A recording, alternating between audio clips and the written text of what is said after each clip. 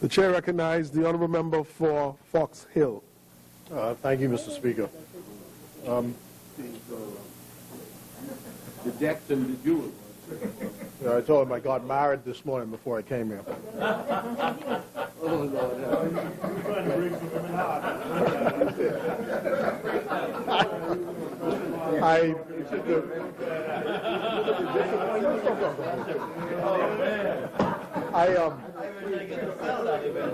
Yeah, well, I was going to say the reason why y'all weren't invited is was $50 a ticket, and I know y'all weren't going to pay for that.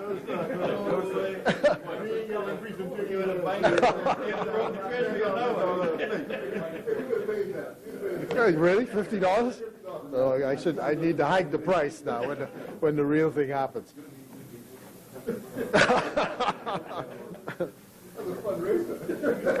I can remember that.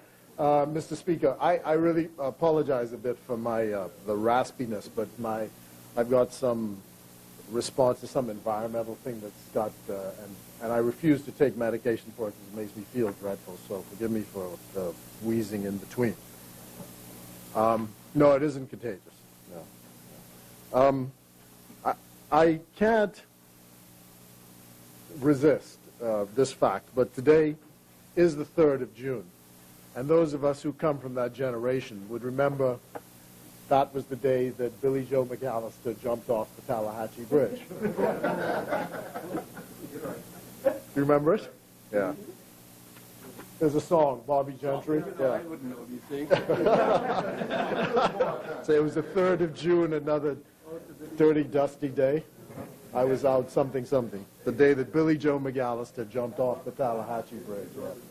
Anyway, I just say that in passing. Mr. Speaker, from the outset, I want to say that I stand and I move to second this motion. But first, I want to extend to the family of the late Anglican Bishop of Guyana and Suriname, Cornel Moss, my condolences. Bishop Moss was a good friend and an exemplary son of the Bahamas. He was a supporter of the progressive cause and for a stronger Bahamas. He was a tireless campaigner for rights and for right. We have suffered a great loss with his passing. And to his wife and to his mother and to his wider family of brothers and sisters and to the Anglican family in Nassau and in Guyana and in Suriname, I wish to publicly extend my condolences to them all. And I have the leave to say on behalf of the Commonwealth of the Bahamas.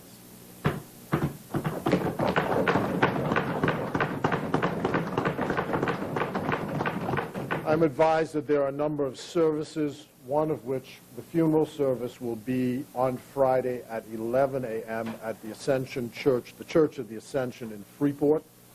And there's to be a service, I'm advised, in Nassau at the Christ Church Cathedral on Tuesday. And, of course, there'll later be a service at the cathedral in Georgetown, Guyana. I would also like to take this opportunity, since this is the eve of the anniversary, and that is to extend congratulations to the Catholic diocese generally, but more particularly a man who I have admired all of my life and who has set an example and a bar for Catholicism in this country which cannot be surpassed. And that man's name is Preston Moss. Tomorrow, Monsignor Preston Moss celebrates and marks the 50th anniversary of his ordination to the priesthood.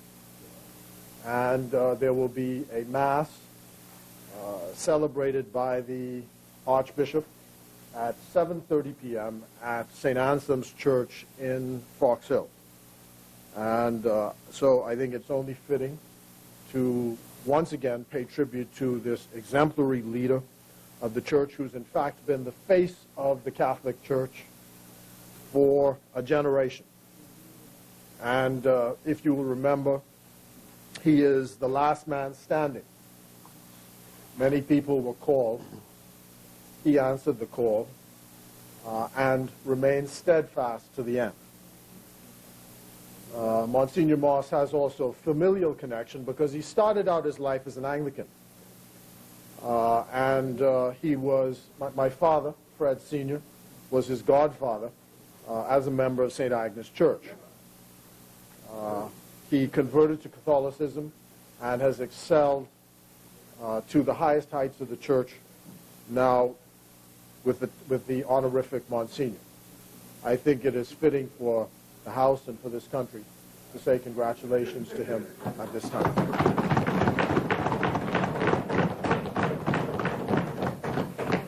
I also want to congratulate my friend George Curtis, who they call Pecos in Grand Bahama.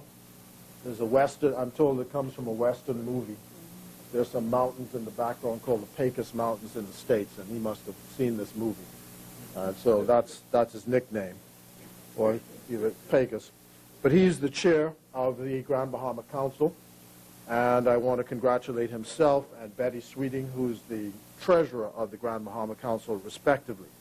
I have no doubt that they will bring energy and love of party and country to the work in Grand Bahama, and I wish them well in their work. I made the point here, Mr. Speaker, that recently to a young man who wants to get into politics, and unfortunately for me, he wants to go to the other side. But I told him that I would have preferred him to join the PLP. You should choose a side, though, or in some way get involved in the public policy of this country. This country cannot survive without political parties. And I believe that the Progressive Liberal Party is the best party for the country. But our system requires and demands a dynamic cut and thrust between sides. Let 1,000 ideas contend. If you have a better idea, then let's have it here. Let's not seek to get to governance by making up imaginary scandals one after the next. That's right. Come with a better idea. That's right. This should be the forum for contending ideas. Members of Parliament and politicians run the system. That is the way it is, and they ought to be fully supported in their work. And the thing that I always respond to, Mr. Speaker, with regard to this, is that people always say about politicians that politics is nasty, politics is dirty, that don't get into politics because politicians are this or that. The fact is that politicians represent the people of this country. And the politicians are no better or worse than the people of the country generally. The second fact is that there is no particular side that is the repository of good, of all good, and the other side the repository of evil. There's going to be a mixture all around. And anybody who tries to pretend otherwise is selling a fairy tale. Is selling a fairy tale. Because we all went to the same schools, the same teachers, the same churches, taught the same things, sing from the same hymn sheet. So how could it be that one side is the repository of all that is good and the other side is the repository of all that is evil? That is a fiction. I count them on your side.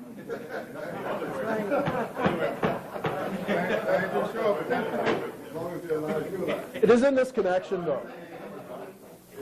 It is in this connection that, members, you're only saying that now, though. It is in this connection, though, Mr. Speaker, that I say that I support the raise in the constituency allowance.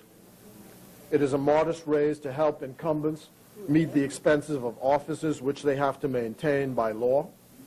And I want to thank on my feet the Speaker for adopting some of the suggestions of the Select Committee that did much important and patient work on the subject of benefits and allowances for members of Parliament.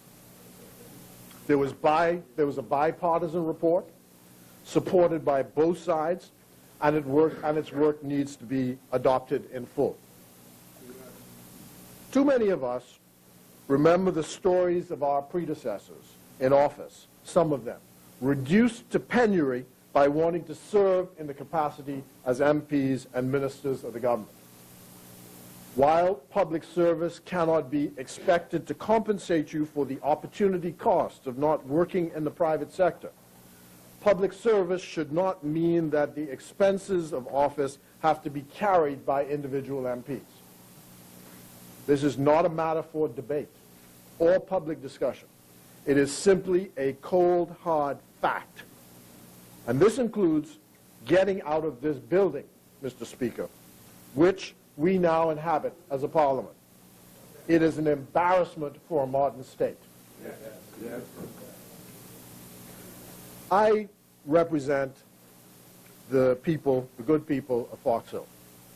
And this morning, I had the opportunity to be a part of the graduation ceremonies for primary school, the Sandilands Primary School. Now, Sandilands Primary School, I'm told, if it is not the oldest, is certainly one of the oldest primary schools in the country. I think it's been around since the 1890s. And the grounds were donated to the people of the country by Judge Robert Sandilands, after whose name the village, Sandilands Village, comes, for the education of the former slaves. So this school is the heart of Fox Hill. The citizens of Fox Hill, the voters of Fox Hill, are produced from the Sandilands Primary School. And you know the luminaries.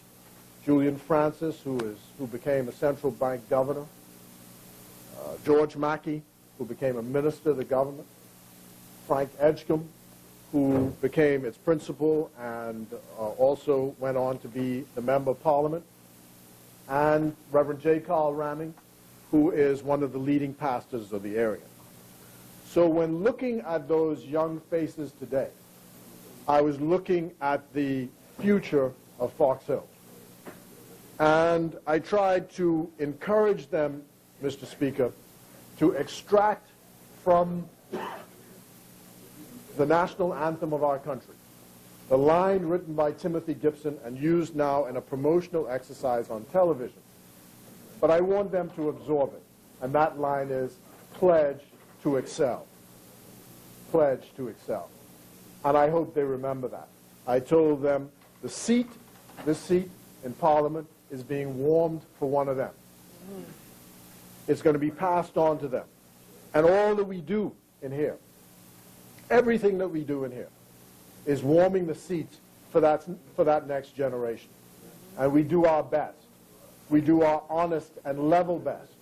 We use our best endeavors to make sure that this country that we hand off to them is a country that is in good shape.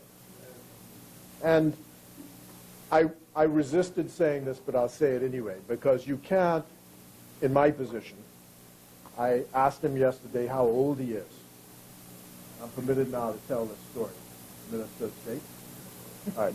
I asked him yesterday how old he is, and he told me he's now 46 years of age.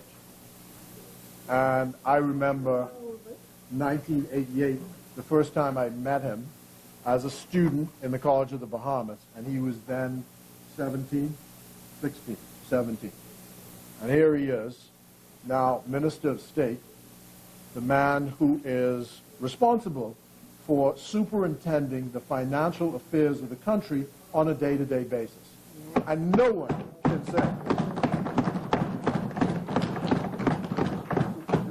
can say that he doesn't do a good job and has a command of the facts and is able to make his case on behalf of the party and on behalf of this country.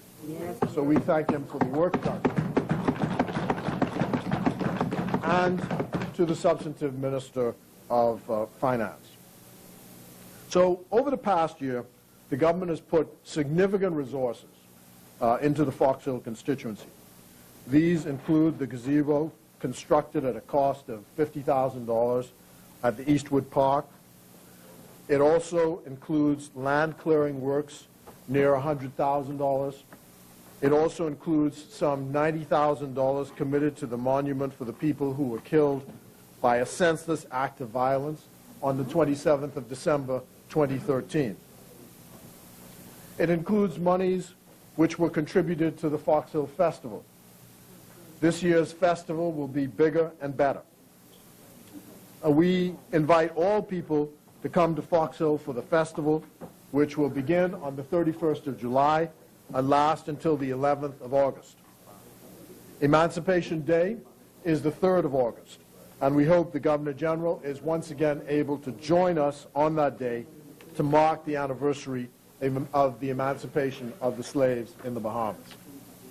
Fox Hill Day is Tuesday, the 11th of August. That happens also to be the birthday of the late Sir Milo Butler. Given the success of the Junkanoo Carnival this year, I hope that some elements of the Junkanoo Carnival and the fund it created will be replicated in Fox Hill this year. The Fox Hill Festival is supported by public funding and by voluntary donations. Mr. Speaker, I want to just say a word about the government's investment in that carnival, in the Junkanoo Carnival. The first I heard of that was in February of 2013. The leaders of the two major Junkanoo groups, as they then were Percy Bola Francis, Winston Gus Cooper. And I had the distinct privilege, honor, to talk with them in Marsh Harbor, Abaco, in February of 2013. They had both just come back from Brazil, and they had both witnessed the Brazil Carnival. And they said they wanted to replicate what happened with the economics of the culture of Carnival in Brazil, in the Bahamas, with regard to Junkanoo. That we had to be able to monetize the culture of our country in this sense, that we would find a way that the people involved in Junkanoo would be able to sustain themselves throughout the year and not just be involved in a voluntary opportunity during 3 months of the year. And they thought that the model to use was what happened in Brazil. And they set about trying to convince the government that this was something we should try in the Bahamas. And thus, out of that, the Junkanoo Carnival was born. And I believe that the Junkanoo Carnival was an unqualified success. It went over big time. And the people voted with their feet on the subject. Unfortunately, Winston Gus Cooper did not live to see it. But it is to those two gentlemen that we owe the idea. And we certainly owe them the development of the expansion of Junkanoo into the large national cultural forum that it is. Now, Mr. Speaker, I would say also that there's a lesson to be drawn in this, and that is about how long things take to come into being. When people, particularly young people, are getting into public policy or politics, and they're impatient with things coming into being. And I said, look at Gus Cooper. Gus Cooper started out in his mother's garage with the Valley Boys, 1958 or thereabouts. And it took, he had in his mind an idea about what Junkanoo could be, and thereon what the culture of our country could be, and set about executing that idea. And it took from 1958 to 2015. I don't even know how many years that is. but I know it's a long time. From 57 years. From 1958 to 2015 for that idea to come into fruition. And he didn't live to see it. It's the same message I said to the Right Honourable member for Centerville and to the member for Bain and Grantstown when the stadium was utilized for the first time for the relays. And athletes from the Bahamas were marching down this magnificent facility, which was negotiated for and on their behalf by the Right Honourable member for Centerville when he was Prime Minister in the years 2002 to 2007 as a gift to the young people of the Bahamas. And both these members remember starting their athletic attempts and careers in the 1960s. And it took from 1961, 62, thereabouts, to 2014 for that idea to come into fruition. A long time. You got to be prepared to fight. That's right. You have to be prepared to fight. There's no other way. So the government, therefore, has the thanks of the people of Fox Hill for the government's support of their community. Within weeks again, there's going to be an aggressive attempt to do land clearing. The lots have grown up again, and I'm still working on trying to design something that's going to keep these lots maintained so we don't have to keep going over this all the time. I've spoken both to the Minister of Finance and to the Minister of Public Works with a view to utilizing funding set aside in the public-private partnerships to finish the community center, which we started, and probably needs, if it is to be finished properly, another $750,000 to put in proper shape. The community center is owned by a not-for-profit company called the Fox Hill Community Center, and it is governed by the civic organizations of Fox Hill. And it is to my predecessor, Mr. George Mackey, that we owe that. When he was the Minister of Housing, he caused the land to be publicly acquired for the specific purpose of a community center for Fox Hill. They properly incorporated a not-for-profit company. It was conveyed by the government. That company has a board, and the board has on it all the various civic organizations of Fox Hill, and they have the responsibility, ownership, and management in law for that facility. Notwithstanding the expenditure on public works and public maintenance, the biggest focus in Fox Hill is to try and fix this vexing problem of unemployment. It is a stubborn problem. And I count myself amongst the biggest advocates of specific set-asides to get young people engaged in the economy. This country has no future, no stability, unless young people are so engaged. We are particularly concerned about young males and their inability to engage in positive activity. Many of them, Mr. Speaker, sat through school and didn't get what the teacher was saying. They're too prone to be engaged in violence and dysfunction. The country can only be a stronger Bahamas if we get this problem licked. The failure to deal with this defies logic. I've been talking about it now since I returned home from law school in 1986, and the problem continues to get worse. We, in this government, have tried several times and several ways to deal with it. We had urban renewal is one program, but we had a specific program in the last term, 2002-2007, to deal specifically with at-risk young men. We lost office, program scrapped. The explanation given, it was too expensive to continue. But you know what they say, you pay at one end or you'll pay at the next end. You fail to pay at one end, you'll pay at the next end. And because the society refuses to recognize that this is a serious problem and won't invest the monies which is required to fix it. I said to to the Right Honourable Member for Centerville. We were talking the other day, and I said to him, you know, if you were a factory owner and your factory was falling down, and someone came to you and said, the factory is not being able to produce the widgets because X part of the factory is not working, the first thing you would do is take your resources and fix that part of the factory, because you know you can have no sensible output unless you do so.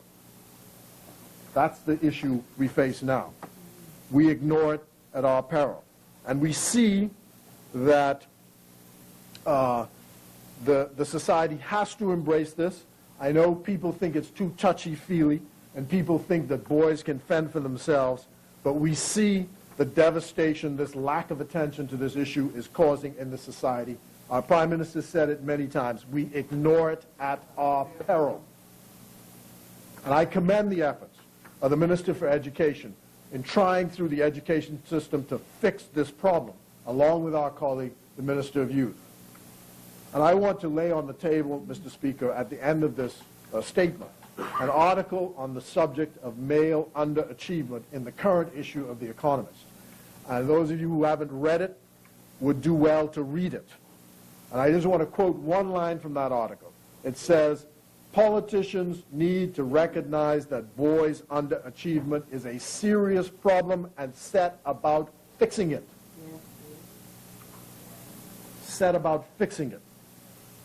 Member for Golden Gates, that's his favorite expression.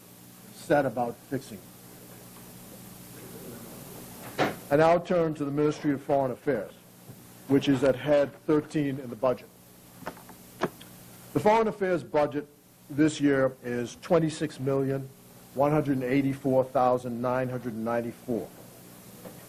And for the next fiscal year, the one we are asking the House to approve, the figure is $29,623,118, and that is an increase of $3,438,124. The main differences comes at the line item for allowances for foreign service officers.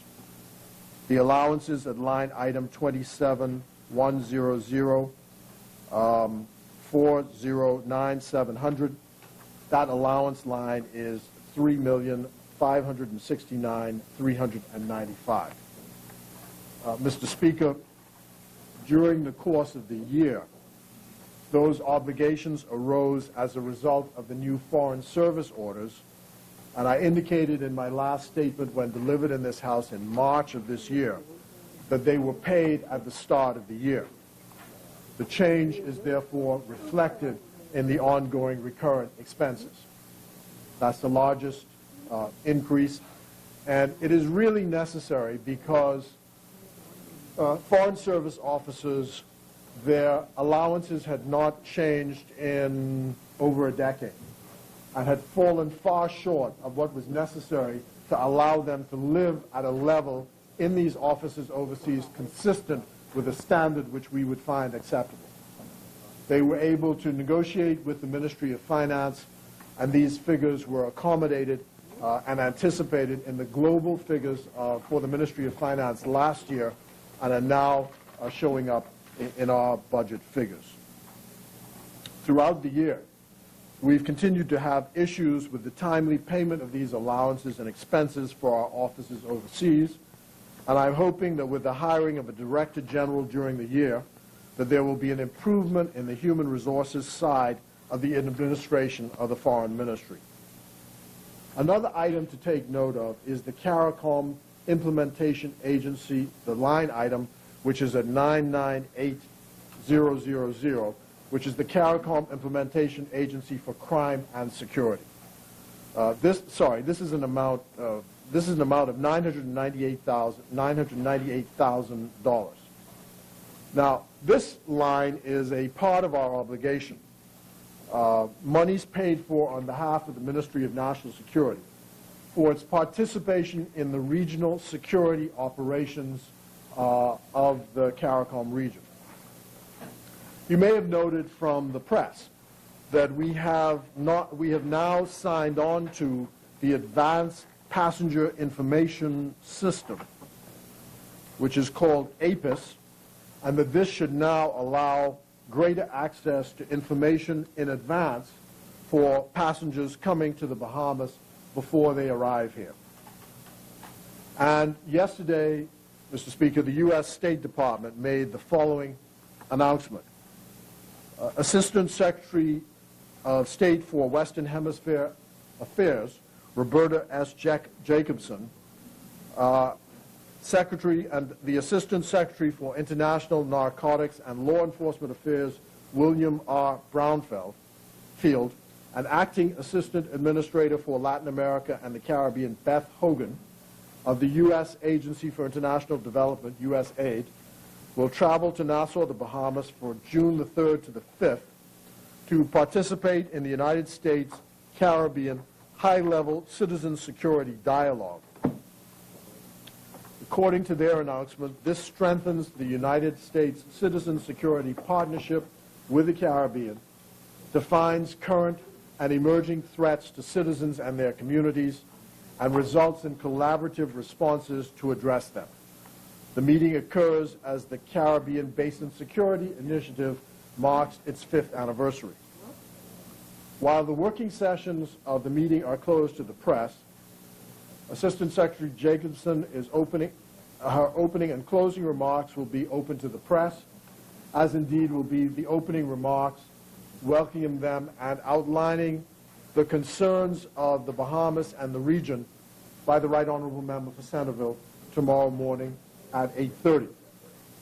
During the working sessions, there will be discussions and opportunities for collaboration, and there will be lead discussions on countering narcotics, trafficking in the Caribbean, and there will be discussions on the issues affecting Caribbean youth. And we're expected to hold bilateral meetings with both the Prime Minister and ourselves in the Foreign Ministry and the Ministry of National Security. The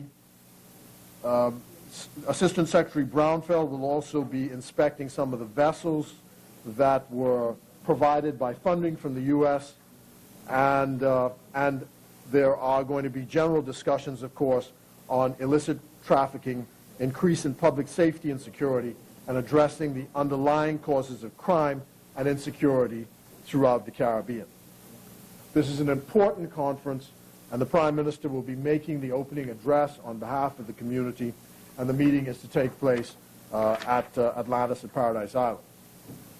The Prime Minister, as you know, Mr. Speaker, will demit office on the 1st of July as the chair of CARICOM when he hands over the chair in Bridgetown, Barbados, on that day as chair of CARICOM. The Prime Minister, accompanied by myself and the Minister of Trade, will be attending as a delegation to the community of Latin America and Caribbean states and the European Union in Brussels, Belgium, on the 10th and 11th of June, and there we'll go to officially open the new embassy in Geneva. During this year, there are 3 important conferences. The Conference on Financing for Development in Addis Ababa in Ethiopia in mid-July. It is likely to be represented at the foreign ministers level. There will also be the summit to mark the 70th anniversary of the United Nations in New York, which delegation is expected to be led by the Prime Minister. And there is also supposed to be a conference on climate change, which will be held in Paris, France, in December of this year. Climate change is a serious focus of the Prime Minister and the government. The threat is existential for the Bahamas, with 80% of the landmass of the Bahamas under 5 feet. A 1-inch rise in sea level, they say, as a result of climate change, could mean that we lose 80% of the Bahamas. 1 meter. The idea of the conference in Paris is to get a binding commitment to keep the rise in the ambient temperature below 2 degrees centigrade and CARICOM countries are seeking for it to be even lower at 1.5 degrees. The main focus, however, is to ensure that monies from climate change adaptation and mitigation to fight against extreme weather should be available at concessional rates. We are seeking to have the international financial institutions drop GDP per capita as the main determinant for deciding whether or not you get concessional interest rates to obtain money put up in order to put up infrastructure to defend against extreme weather. The United States announced in February that it changed its position with regard to this, and the Prime Minister has used the opportunity in his interface with world leaders, most recently with the President of France, to make the point about financing and its costs. And, Mr. Speaker, what I often use in trying to explain what this issue of GDP per capita is about. You know, they say that the GDP per capita of the Bahamas is 30,000 or thereabouts per year.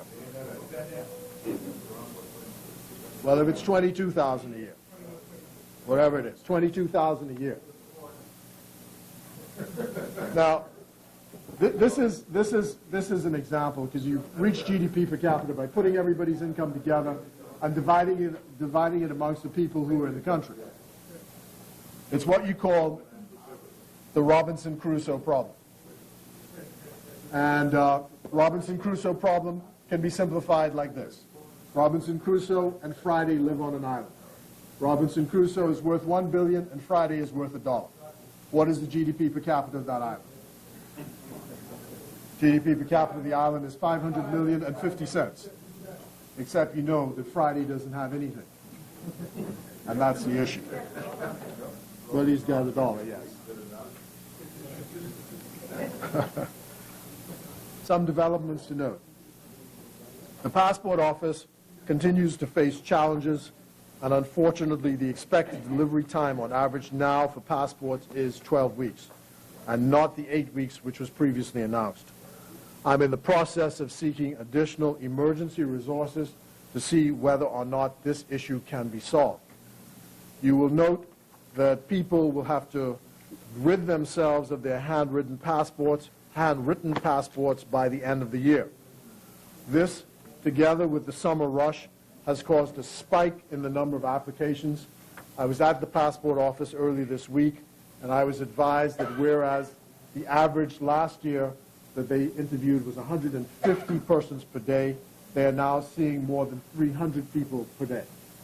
They simply can't keep up with the expected demand. I'm sorry for these problems, but resource constraints are the main issue, and right now I should be speaking with the public agencies to see whether or not we can get some emergency support in terms of personnel to try and work our way through this issue. We expect 5 new Foreign Service officers to join us shortly. Recruitment for the next cadre begins in the next fiscal year. And the idea, Mr. Speaker, is every year to see if we can't get from the graduating cohort at least 6 new Foreign Service officers every fiscal year. I want to thank our entire mission abroad for their patience and service. The new Foreign Service Act came into force in January, along with the new Foreign Service orders. And I wish to thank the outgoing Foreign Affairs Permanent Secretary, Philip Miller, for his exemplary work in bringing this to this point where it is, and for changing the culture at Foreign Affairs. It is a continuous battle. This is a battle across the public administration that somehow the work of government is a cloistered exercise, when in fact it should always be driven by the demands of our citizens.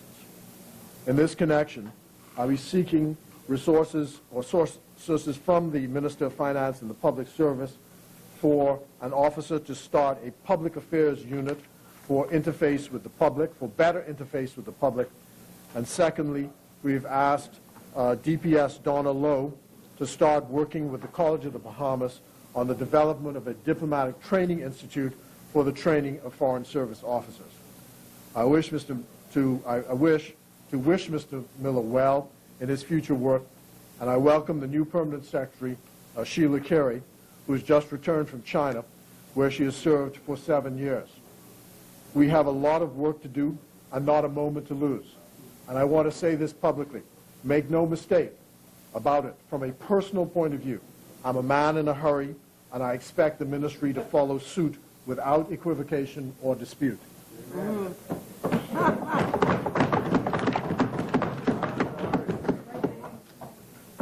I want to thank, in that connection, my political colleagues who carry with me the responsibility entrusted by the Right Honourable Member for Centerville to me in this office, the member for South Beach, and the member for South Andros.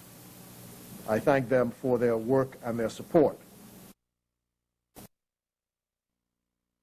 In Atlanta, used for the Council General on the market, the house is, in our view, bought in the wrong neighborhood, being too far from central Atlanta, and the neighborhood itself has become dangerous for the safety of our Consul General. The idea is to purchase a replacement in a more suitable neighborhood. The proposal is also to buy a building to house the Consulate General in Miami. We have now been paying rent in Miami for 42 years. We believe that a home for the Consul General should also be sought, and similarly, the High Commissioner in Ottawa has been asked to make preliminary soundings for a permanent building in Ottawa. There are not likely to be any immediate budgetary implications on any of these, save for the purchase in Miami, which has already been agreed by the government. We've had discussions with architects and developers in New York about whether or not the existing building in New York can be extended to add other floors to the building. We've been talking about this now for about 2 years. This building was bought when Paul Adley was the Minister of Foreign Affairs. The cost analysis is being done, and we will in due course provide the government with our views for its review. We own the building in New York. It is very valuable real estate. It's very close to the United Nations, within walking distance. And the question is whether or not, since the staff complement has reached the point where it's outgrown the size of the building, whether it is more cost efficient to simply go up or to choose some other alternative. Thank you. The member yields. Honourable member, if he so oblige. The chair recognizes the honourable member for Fox Hill to continue his contribution. Thank you, Mr. Speaker. I wanted to start off by repeating or seeking to clarify something I had said earlier about the sea level rise, and I've asked the Minister of Environment to confirm this. What I was seeking to say is that the argument made by scientists around the world is that if the sea level rises around the world 1 inch, that would erode 80% of the Bahamas. That's what I was seeking to say. So I think 80% of the landmass of the Bahamas is below 5 feet, I'm advised, and a rise in sea level. So they're trying to contain the sea level rise by containing the ambient temperature to below 2 degrees centigrade. And the CARICOM countries are arguing for 1.5 degrees centigrade. And the prediction is that if we do nothing by the year 2100, we will be faced with this possibility. The air temperature, sorry. So that's what I was seeking to say. The Minister of Environment has promised me he would check that fact. I wanted to turn, though, to the Department of Immigration. The Department of Immigration got an allocation for the present or current fiscal year of $942,386. That's approximately $17 million. And for the next fiscal year, the allocation is $17,245,158, or $17.2 million. The difference is $302,772. So $302,000 and change, slightly over $300,000, a slight increase. And when you disaggregate that Of course, we can always use more, but when you disaggregate it, you will see that mainly it comes from the item uniform allowance, which is 29520. In terms of more, I think every ministry, and we just had this discussion yesterday, has to recognize the realities of life and where we stand. There's not, as my mom used to say, money doesn't grow on trees. So everybody has to, cut their coat to suit the cloth. Or cut the cloth to suit the coat. Someday. I'll never use that analogy again. But the item which I believe accounts for the difference is uniform allowance, which is at line item 29520, and that amounts to $474,000. 29520, which is $474,000. And I believe there was a zero allocation in the last fiscal year, and 29520. And since that time, the industrial agreement has been, well, some of the parts of the industrial agreement have been settled, and I believe that's why the uniform allowance becomes applicable during the next year. And then you have another item of interest, Block 10. Sorry, the Department of Immigration. Yeah. And then you have Block 10 at line 2600. And you'll see that in this fiscal year, the amount for repatriation of illegal migrants or immigrants, as it says there, is $500,000. And I believe I've explained several times why Finance had slashed the budget down to $500,000 because an arrangement was supposed to be made with Bahamas Air. That is now back up to $1.5 million. So it's $1,500,000 for the repatriation of illegal migrants. That's up $1 million off last year. The other point of interest would be line item 54320, which is the detention center, which carries a budget of budgeted allocation of $260,000 for the year. Now, Mr. Speaker, illegal migration continues to bedevil this country. And we have fifth columnists in the country who are seeking to use the court system, by their own words, to bankrupt the country and tie up the government in knots by using the courts for that purpose. And we don't have to go far because the quote is right in the newspaper where they said, this is what we encourage illegal migrants to do. Everybody sue the government, bankrupt the government, get judgments, and then bankrupt the government. And the result of that would be presumably to allow the kinds of incursions that we witnessed just over the last few days. In fact, the criticism has become so ridiculous that I'm now advised that, and I suppose this must be a precursor to yet another court action, this time they disagree with the creation of an immigration reserve. Who knows why that is improper, but anyway. The fact is, in the planning, and this came into force in the legislation which just came into force in May, in the planning, the idea is, in the first instance, you have some islands that have no immigration presence at all. And so those may be the appropriate islands to start.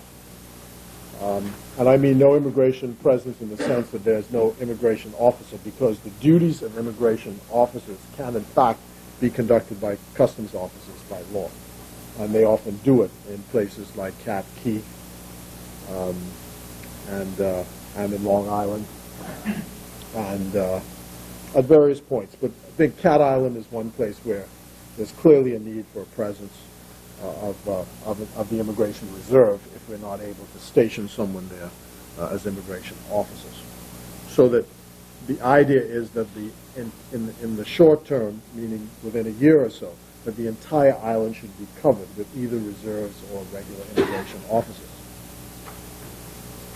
Now, the Royal Bahamas Defense Force, acting yesterday on information, I'm advised from sources in North Long Island, were able to spot and interdict a boat at Staniel Key. They arrested 92 people altogether, and given the culture we have, you know, these pictures have been all over the newspapers and certainly on WhatsApp and Facebook. There were 72 males, 12 females, and 8 children. We were not so fortunate in Eleuthera, where there was also another landing about 2 nights ago in central Eleuthera. But they did, after doing a search, arrest 15 males, 7 females, and 2 children. We believe there's more.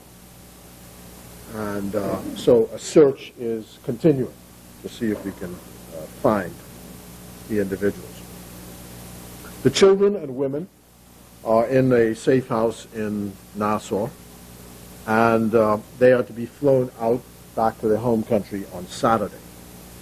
And we are hoping that the males will be gone early next week. I'm advised that a dead body that is believed to be connected with the incursion in Eleuthera floated up at Harbor Island, and we believe it is connected with that landing.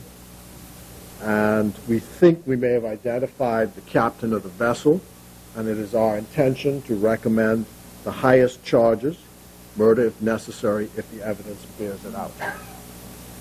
And you know that from time to time, this is the problem. I mean, we've seen it in the cases in and around Lampedusa, in the Middle East, in the Mediterranean. But here, we've also had instances where people taking these journeys on these frail boats end up dying in this journey. There was a most recent case we've been in office off Abaco, where people have been dying. So keep saying, what make these dangerous journeys? And one of the points I was making to the press at lunchtime when they were asking me about this is not a difficult country to migrate to lawfully. It's not a difficult country. There are rules. People say they need the labor. There's a method you can go and do that. So there's no reason for you to be using unlawful means to breach this country's borders. And it is that aspect which is a national security problem for this country that must be put to a stop. I mean, we have to do everything to stop it.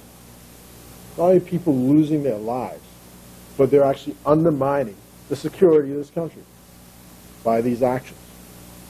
And the problem is, the suspicion is it's being driven by individuals who live in this country, either by our permission or who are citizens of the country. You know, the idea that once they leave the north of Haiti, they're being guided their entire journey up the chain by cell phone, saying, don't come here, go there, stay here, don't move here. Someone is guiding them. And then we have the evidence where the parliamentary secretary speaks to one of the migrants, and they say they paid $2,500 a head for that particular trip. And we know that we arrested someone in Exuma at Christmas time, a work permit holder, Haitian national, pleaded guilty to illegal landing, 24 people, sentenced to the maximum we could give at that time, maximum fine, maximum sentence in jail. So we have the evidence that this is happening. And we know that Abaco is also seen as the kind of soft underbelly where people can go and simply melt in. And talking to the Americans about this, they were suggesting that what is happening also is that people are not using the rickety boats anymore. They're using more sophisticated boats, or using smaller boats where people are coming in 2s and 3s. So less easy to spot. But this once again underlines the seriousness of this matter to the Bahamas. And if you look at the pictures of the people who are coming on these boats, this is the flower of Haiti's youth, is being exported from that country by illegal means. You know, a country needs its young people to survive and to advance. And every day, the flower of its youth are being exported from that country to some other country. And the result is it causes and underlines the poverty which exists in Haiti. This is not sustainable, and we can't accept it. We must fight it. And I urge all Bahamians to help with this fight and resist any attempt to weaken our resolve in this matter. What is increasingly vexing is that certain communities in the country have come to consider themselves a kind of no-go area where illegal migrants can gather, and they speak about the Bahamas government with impunity as if they are untouchable. This can only stop if all of us resist this. And we as the government are going to do our part to continue to try to stop this. There are going to be more intense checks, and I've been working with the Minister of Environment, and we want to have joint operations to end these so-called no-go areas where illegal migrants can gather and feel that they are beyond the reach of Bahamian law. As of the 2nd of June, at the detention center, there were 255 people.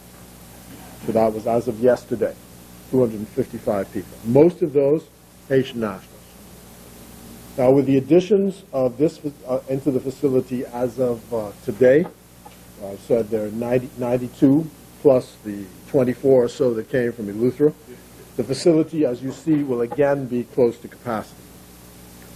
I've indicated earlier that we have been having challenges with Bahamas Air to use as a carrier for repatriation because of the lack of navigation aids at the Port-au-Prince Airport. I'm advised that this issue may soon be resolved. Until then, we have to continue to use foreign air carriers to carry out the repatriation. I want to give some statistics from January to December 2014 on repatriation. 3,033 Haitian nationals were repatriated. Other nationals, 835, and the total was 3,868. That was from January to December 2014. From the 1st of November to the 31st of December 2014, I believe they used this date because that was the date the policy came into effect.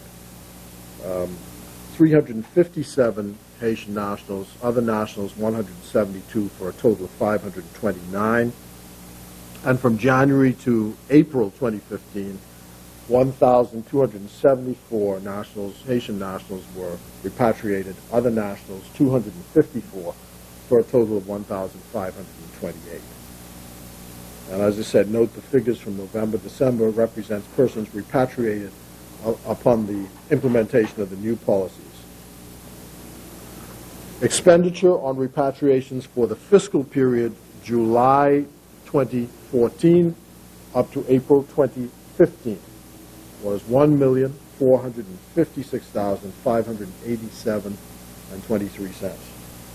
That's the direct air cost of doing that. Remember, $500,000 had been budgeted. The actual expenditure was 1.4 million or thereabouts.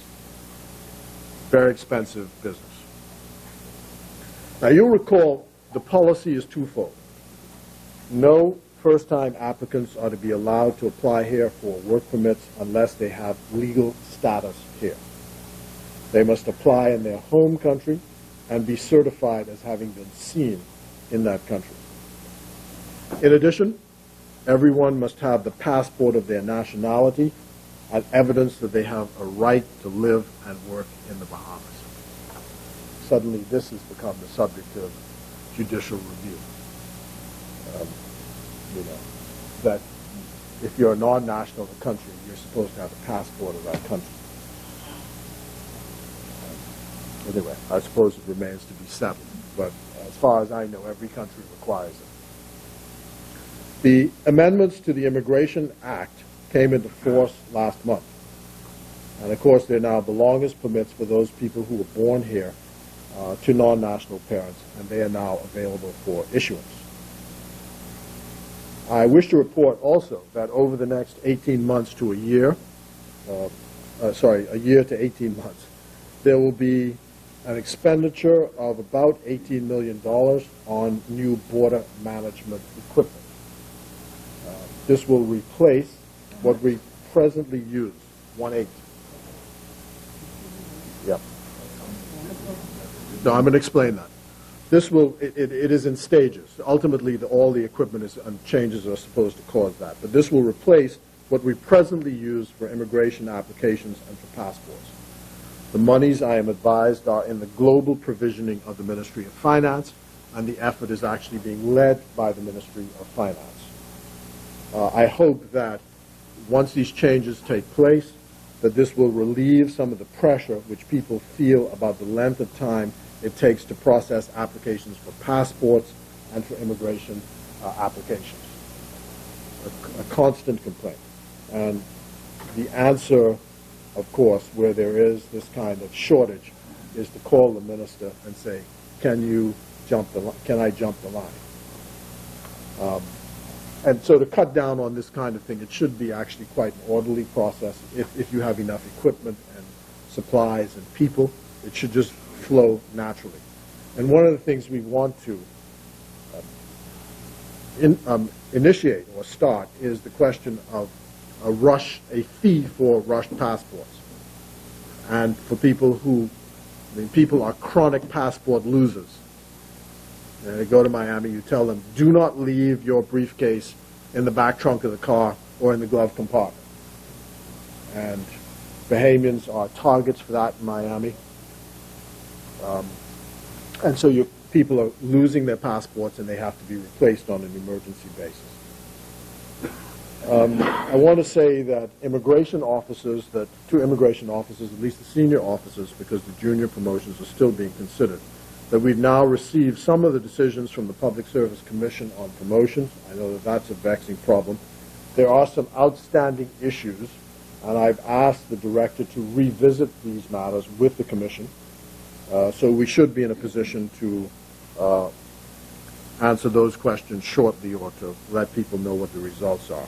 And I regret that there is a slight further delay. Mr. Speaker, public policy has been my life's work. It's a serious business for me. In fact, it is the only business. And I'm pleased to be here and in this job, and I want to continue to be in the government. I did not find being in opposition fun. And I do not want to return to it.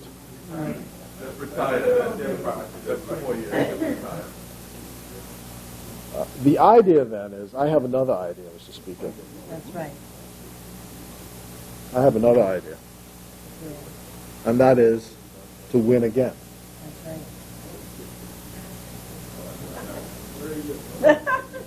Not an option. The idea then is for me, once again, to argue to the Bahamian people and my constituents in Foxhill that what we need is continuity. Yes. We should not be changing in midstream. No. This country should have another term of the Progressive Liberal Party. Yes.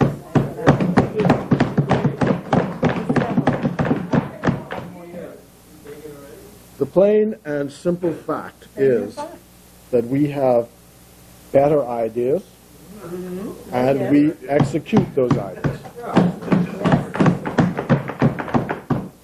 They cannot beat us with better ideas. No. And that's what it's all about. The ideas and their execution. This is a tough time for all of us. And while the macro figures tell a wonderful story, and I congratulate the financial officials for all their patience, for the fact is there is much work, patience and discipline, but the fact is there's much work to be done to ensure that working people, middle-class families, have a safer, stronger Bahamas. Yes. Yes. Giving them confidence in themselves that this is the place for themselves and their children. I'm satisfied that we are on the best course to ensure that there is a safer and stronger Bahamas. Yes. Mr. Speaker, there was some mention about the tagline, Safer and Stronger Bahamas. But we've seen the results on the web, Safer and Stronger Bahamas. And the number of people who have gone onto that site, who've looked, they've been on for 3 minutes or more, so people are interested in the arguments that we have to make. And so the whole idea is to put the government's arguments, the government's position, the ideas into the general public domain, to understand beyond the filter and lens of a biased press what in fact is actually happening in terms of policy. I sit in the House of Assembly or speak in the House of Assembly and things happen back and forth between us, and the next day I cannot recognize the event that they're describing in the newspaper as having happened in this place. It seems like watching the film Rashomon, where there's a fight that takes place in the forest. 3 people are watching the fight, and when each man tells the story, it's a different story. No person has seen the story that actually took place, at least how they recount it. And one of the newspapers made an assertion that this has been, their assertion was, this is the worst period of governance since majority rule in the country. And I asked myself, which fairy tale land are they living in? Which fairy tale land? From, do they remember, just one example, taking a perfectly sound phone company, selling it off at a fire sale price to a company that appears not to be able to run a phone company? Bold, in the face, against all advice.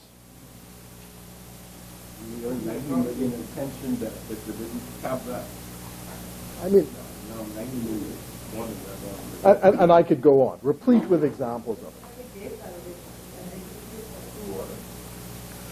Anyway, I invite the House to support this bill. Shouldn't have sold it at all. No, you shouldn't have sold it at all. You weren't Well, here. I'll say, You weren't here. I'll say like they say on the, can you hear me now? That's right. Can you hear me now? Oh, okay. Sorry, the call dropped. That's right. The call dropped. The call dropped. Can't do it. Can you hear me now? That's right. So, Mr. Speaker, all we want is, let's hear if the opposite side has a better idea. None. Now, Complete of ideas. I'll bet we won't hear one. I doubt it. That's the one we stole it. Yeah, I'm glad you reminded me there, because they were one of the things they were trying to attack was the statistics on the site about housing, and I remember sitting in this place before the last election singing with Mother Pratt, "No, not one. No, not one." No, not one. It looks like a point of order now. Point of order, Chair recognizes member for Kalani. See, without any consultation. That's not so, Mr. Speaker. We would have gone through complete due diligence, and that would have been the best offer at that time, certainly better than Blue Water, but it would have been the best offer at that time that we thought would have been available at that time to take us to a new generation. Thank you, honourable member. Member for Fox Hill. I only have one thing to say. Can you hear me now? Sorry, the call dropped. I so move. I second the motion. I commend the bill.